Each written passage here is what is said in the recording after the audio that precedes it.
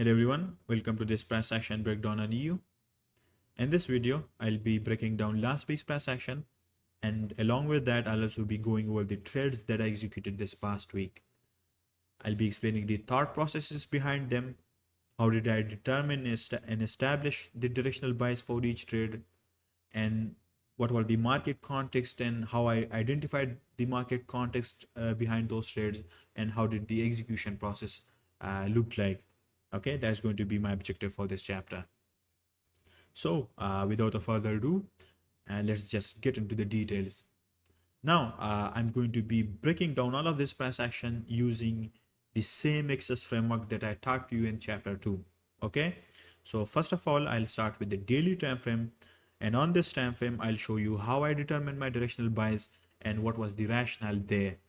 Now remember, within the access system we are meant to use all of the higher time frame for determining a directional bias, like the monthly, the weekly, and the daily time frame. Okay, we are meant to use all of these time frames to determine a directional bias.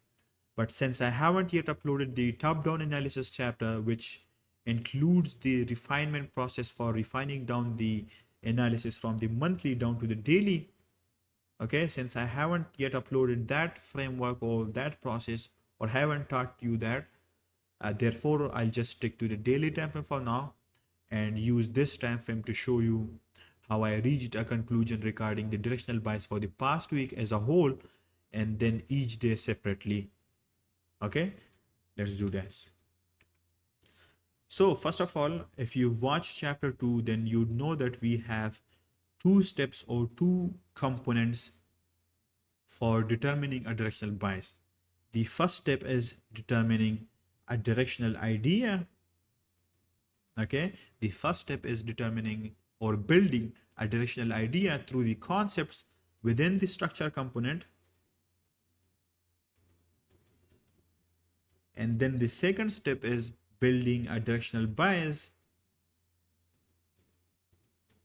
The second step is building a directional bias from that idea through the concepts within the narrative component.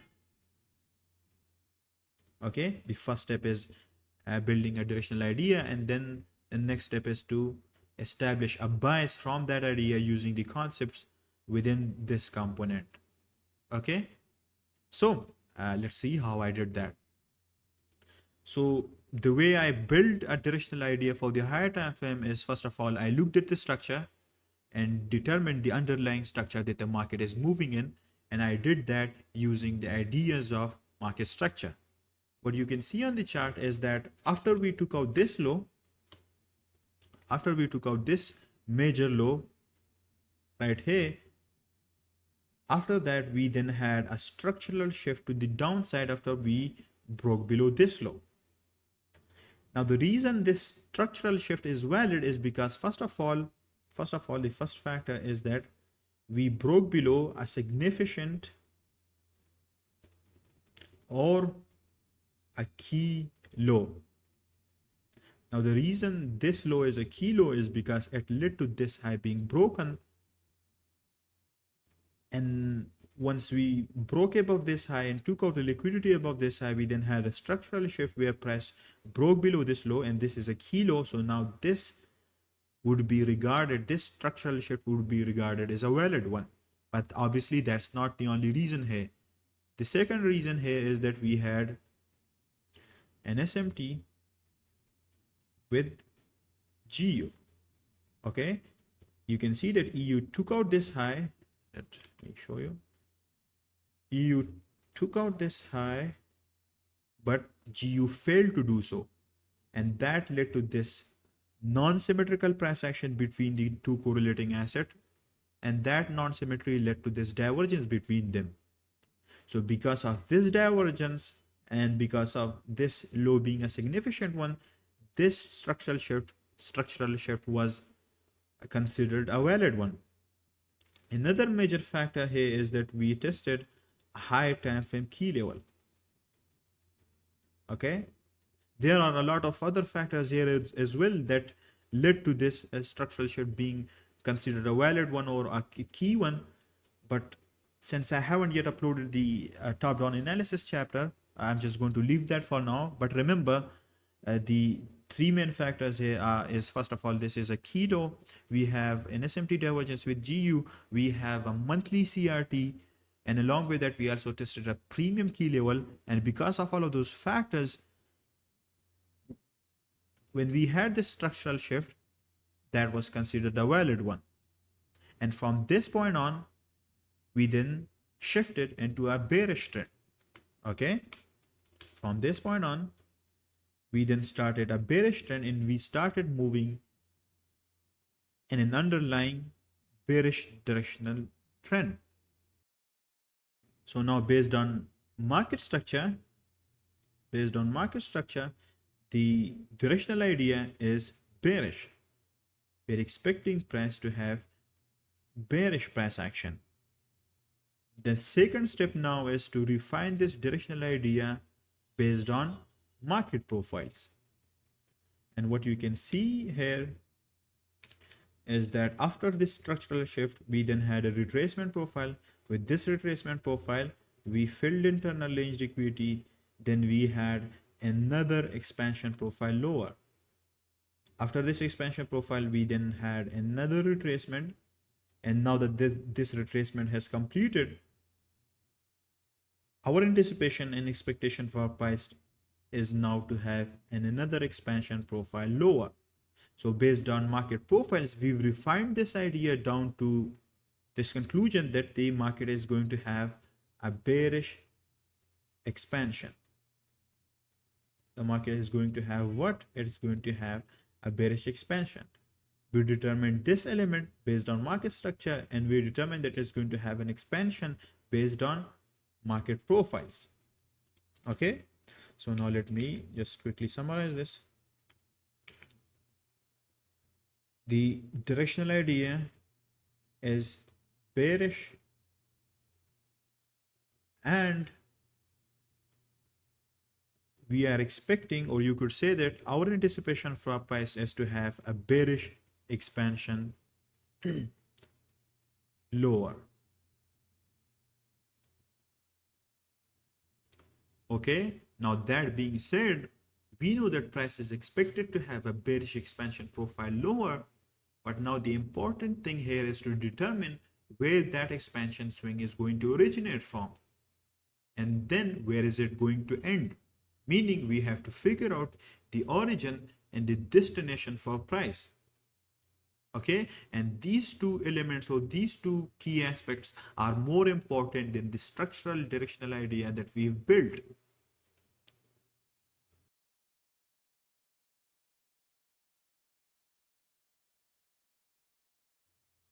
Okay, are we going to have an expansion straight away from here, or are we going to first of all maybe rebalance a dealing range and then have an expansion, or are we going to take out this high and then have an expansion? Okay, we can have multiple scenarios, and now our job is to determine which scenario is more likely to play out. And how are we going to do that? If you watch chapter 2, then you know that this is done. We establish that, or we determine that with the help of what? With the help of the second component, or the second step, which is the narrative component. We do that through the narrative component. Okay, so now I'm going to use the ideas within the narrative component and help you understand how I established a directional bias from that bearish directional idea that we built earlier, and how did I reach the conclusion regarding that. Okay, so first of all, the first step within the narrative component is to identify, the first step is to identify the current and the most relevant dealing range relative to the price action of this month. Okay, the first step is to identify the most relevant and the current dealing range. So first of all, right here you can see that the most recent expansion swing that we had is this expansion profile lower. Now this expansion swing has been my dealing range for the past 2 weeks. Okay, and 2 weeks ago when price was right around here, my directional bias for this week was bullish. Now, even though the directional idea was bearish because the market is moving in an underlying bearish trend, I still expected bullish price action because of this dealing range. Okay, this week, regardless of the bearish structural idea, I was bullish because we had formed this new dealing range and I expected price to have a bullish uh, retracement lower so that we could rebalance this dealing range, reach a premium key level, and then have another expansion profile lower. Okay, now first of all, let me just quickly define how this expansion swing was a dealing range for me and what led me to believe that or expect that. The first thing that you can see here is that we've got this high, and this high is a significant high because not only it tested a higher time frame key level in the form of this order block and in the form of a weekly order block, but also this high led to this low being broken. Okay, this high led to this low being broken to the downside. So this high in practice became a significant high or a key high. Now, obviously, in order to define a dealing range, we also need a significant low. Okay, we also need a significant low before we could define a dealing range, right? And the significant low we have in this case is this low. And the reason and the logic behind this low being a key low or a significant low is that not only it reacted to a key level in the form of taking out this low, or you could say it purged liquidity, but along with that, we also had an SMT with DXY. What happened is that DXY took out this low, took out the corresponding high to this low, but EU failed to do so. And because of this factor and this factor, I established and I determined that we've now formed this dealing range. Now again, these two reasons were not the only ones that led to this low being considered a key one and me defining this expansion swing into dealing range. We also had another lower time frame confirmation as well on the 4 hour, which finally confirmed it for me, okay, which I'll talk about later. But that 4 hour confirmation was the final nail in the coffin for me. And the reason I'm saying this is that even when we were here, right around here, my directional bias was bearish, okay, and I expected price to have a bearish range expansion profile lower, but it only turned bullish once we had a confirmation on the 4 hour and we closed bullish on Tuesday right around here. From this point on, I established that we have now formed a new dealing range, and now the main priority for price is to first rebalance this dealing range, reach a key level, a premium key level, and then once we've done that, then my buys will shift to bearish, and that is exactly what price did. Okay, you can see that after this dealing range was formed, what price did is that it then retraced higher, had a retracement profile higher. With this retracement profile, it tested this premium key level in the form of this premium order block. It also had an SMT with GU, okay, and then we confirmed the high here with this candle range, and then we validated this candle range in the SMT with a 4 hour structural shift that happened here. And from that point on, I then started expecting price to have a bearish range expansion profile lower. Okay, that is what happened in the last 2 to 3 weeks. Now that we've discussed that, now let's talk about last week and how did I establish the directional bias for this week, for last week, because this one is a bit more interesting and has a lot more nuance than what you'd expect. Okay, so first of all, last week opened right here. Okay, it opened right here. Now you know that we already know that the underlying trend is obviously bearish. Okay, the market is moving in underlying bearish trend. We've already figured that out. Okay, the next thing that I had to determine for last week, sorry, was to determine the origin and the destination for price, meaning I had to figure out the narrative part and establish a directional bias for the week and then each day separately based on that logic. Now the destination is super clear, which is obviously the low of this dealing range or this external range liquidity. Okay, we had filled internal range liquidity, so now obviously the destination based on this dealing range is super clear. It is this low. But the more important element than that is the origin for the bearish expansion profile or the bearish expansion swing that we could potentially have this week. And to do that, again, we will first of all define the current and the most recent and the most relevant dealing range that we have. Okay, now we could have three scenarios based on that. The number one scenario is, first of all, let's say we've already, let's say the week opened right here. Okay, this is where the week opened. This is the weekly range we have. The first scenario is that let's say price has already rebalanced the dealing range. We have this dealing range. Let me draw this out for you. We have this dealing range, and you can see that we've already rebalanced this dealing range the previous week. Okay, then in that case, when the next week opens, we'll just expect price to form the high of the week based on the open high low close concept, and once that high is confirmed, then we'll expect price to have a bearish range expansion profile lower. Okay, this is the first scenario that we can have. In this first scenario, we've already rebalanced the dealing range the previous week, so the next week we'll just expect price to form the high of the week at a key level. Let's say we have a key level here, and once that high is formed and it's confirmed and we have a lower time frame confirmation, we'll then expect price to have a range expansion lower. Let me just draw this here.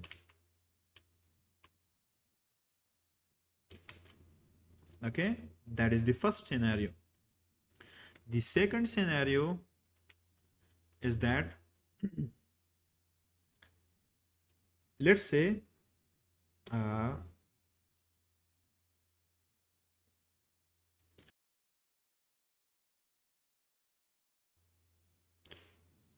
when the next week starts and opens right here, let's say we formed a new dealing range. Okay, last week we had a range expansion profile lower, we took out external range liquidity, and let's say we formed this new dealing range here. And in this scenario, and in this case, we'll expect price to have, or we will expect price to first of all rebalance this dealing range and this then test a premium key level here, and then once that is done, then our expectation for price will be to have, for it to have a bearish range expansion profile lower, which was the case in this week right here. Okay, this week we had the second scenario.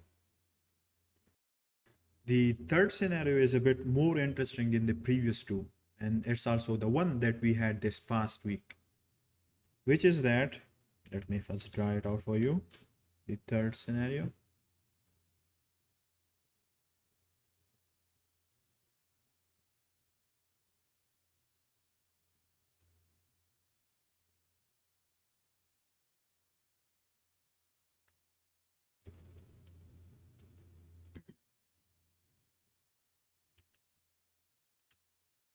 Okay, so the third scenario is the one that we had this past week, which is that we've already rebalanced this dealing range.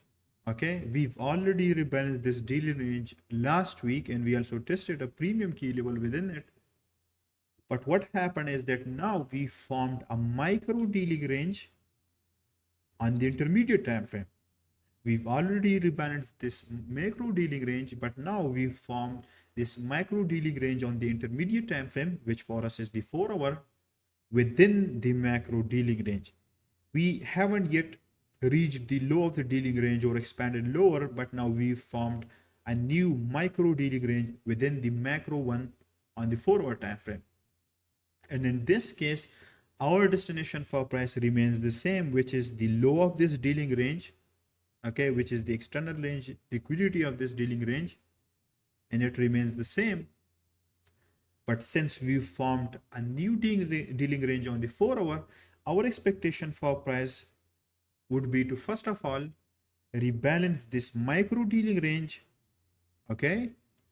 And once we've rebalanced this micro dealing range, tested a premium key level within it, then our expectation for price will be for this week to have a range expansion profile lower, okay? And this scenario, we'll expect this macro range or this macro dealing range to be rebalanced. And once it's rebalanced, then we'll expect or anticipate price to have a bearish range expansion lower. Okay, now let's look at this price action. Let me remove all of this.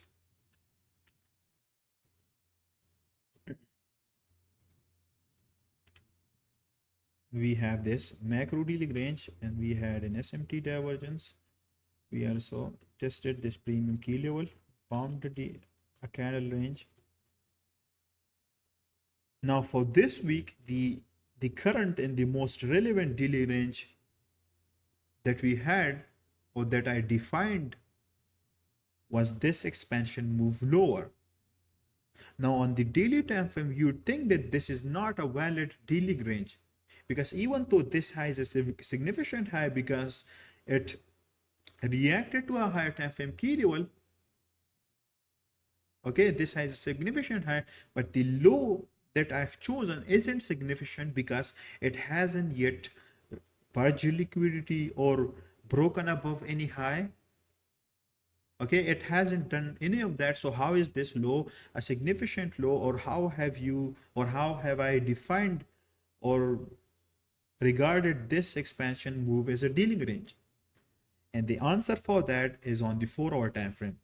And that answer that I'll show you in just a minute leads to this low being considered a significant one, and due to which we then had a new micro dealing range within the macro one last week. And again, due to which my directional bias for the first few days of last week was bullish, and I expected price to first of all rebalance this dealing range, and based on the open high low close concept, form the high of the week at the premium region of this dealing range and test a key level there. And then from there, I expected it to have a bearish range expansion profile lower. Okay, and the key level that I had in mind, or that I had chosen or identified within this micro dealing range, let me show you, was this daily order block, the mean threshold of this daily order block. This was the key level that I had identified, which I expected price to react to or test or reach before having the range or the bearish range expansion profile lower. Okay, this was the premium key level that I had identified for this week as the key level that price will react to.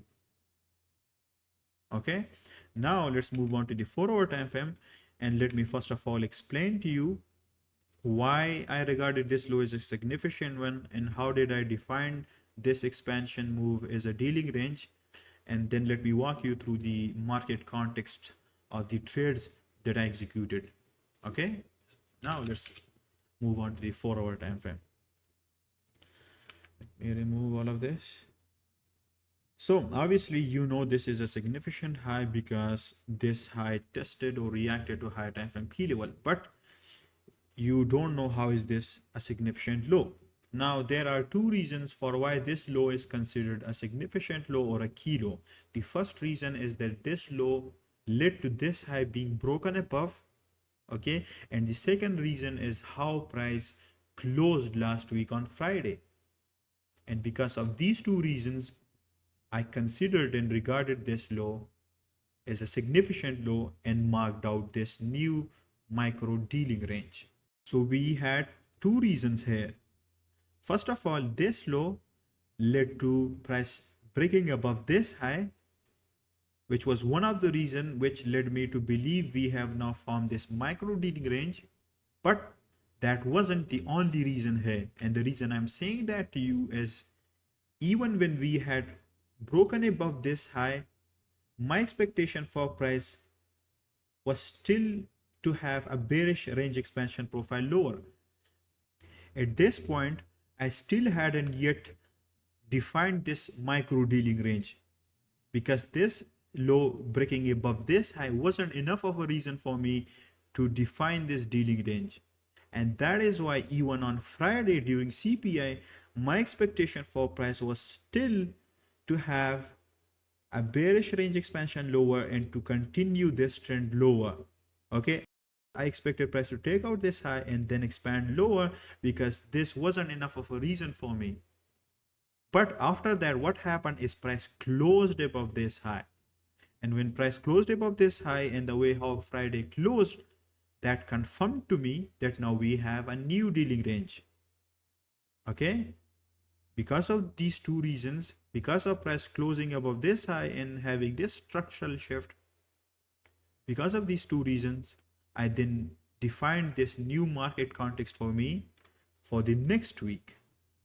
Okay, so for the next week, I had this new dealing range that I had defined.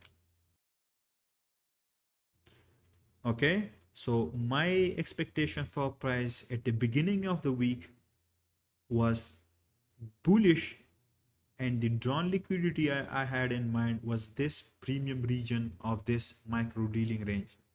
Okay, for the first half of the week, I expected price to have a bearish, no, not a bearish, a bullish expansion higher, so that we could rebalance this dealing range, reach the premium region, and then from that point on, once we had a proper confirmation, I was then going to expect a bearish expansion lower. So on Monday, my directional bias was bullish. Now the way I framed the trade here is, obviously, first of all, I had to find a candle range and a proper key level. And the key level I had on Monday was this order block. And along with that, we also had this 9 p.m. candle range. I took this 9 p.m. candle as my candle range because it closed just above this order block. And once price purged below this candle range, tested the key level, I then went down to the 15-minute time frame and framed an order block trade there. Okay, and this was a win for me. So this was the first trade of the week. Then by this point, I was done for the day, so I just let price do whatever it wants. Okay, then obviously this price section right here that you can see isn't relevant to me because I don't trade during this time.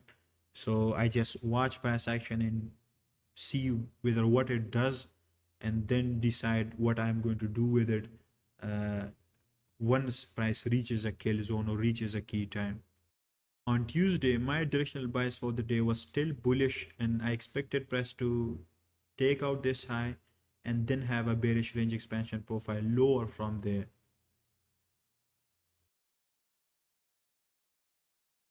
Here I took this as my candle range and expected price to expand higher from there to take out this premium high, but you'd remember that that's not exactly what price did, and it just instead closed lower. Okay, so I had a 3-hour win here and then a 1-hour loss here, minus 1 hour. Then on Wednesday, since I was done by here, I didn't trade at any of this price action because I only take one maximum trade per day. Then on Wednesday, I waited till the kill zones because obviously I only trade during key times in kill zones. So this price action that you see wasn't relevant to me. Then on Wednesday, first of all, I expected price to take out this low.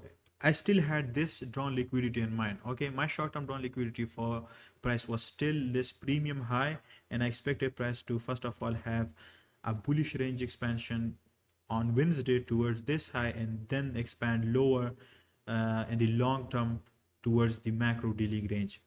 So first of all, I waited for the 1 a.m. candle to close.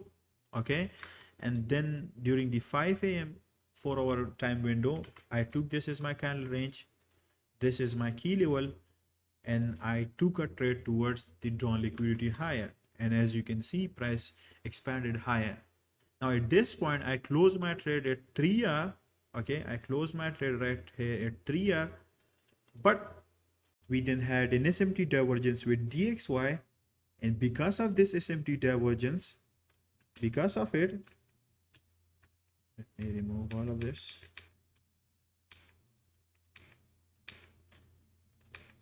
Because of this divergence, it led me to believe that now we don't have to take out this high. It led me to believe and that now we don't have to take out this high, and now we've finally rebalanced the dealing range completely, and now we can expect price to have a bearish range expansion lower towards the long-term drawn liquidity without taking out this premium key high. And right here, you'd know that I closed my trade at 3R. If you've seen my executions, then you'd know that I closed my trade right here. And then from that point on, we then started a bearish range expansion profile lower. Okay, then on Wednesday, since we had already rebalanced the macro dealing range, my drawn liquidity for Wednesday and the rest of the week then shifted towards the low of the macro dealing range on the daily time frame. That was my next long-term drawn liquidity for price. Okay, and my new directional bias for the rest of the week was bearish. Now, the way I framed my trade on Wednesday is, first of all, regarding the market context on the 4-hour, we have this premium key level in the form of this order block. During the London Open, price was already at this order block, and it had already tested this order block. Okay, then the only thing that I needed was a candle range, and we had this 9 p.m. candle is a candle range, but we didn't purge it because we had an SMT divergence with GU. GU had taken out the high of this candle range, but EU failed to do so. And that was enough of a market context and confirmation for me. So I framed a trade on the 15-minute time frame, and then we expanded lower, as you can see right here. So basically, I took 4 trades, 3 are on Monday, -1 on Tuesday, then 3 are on Wednesday, and 3 are on Thursday finally. And that was basically it. That was the whole breakdown of last week price action in the trades that I executed.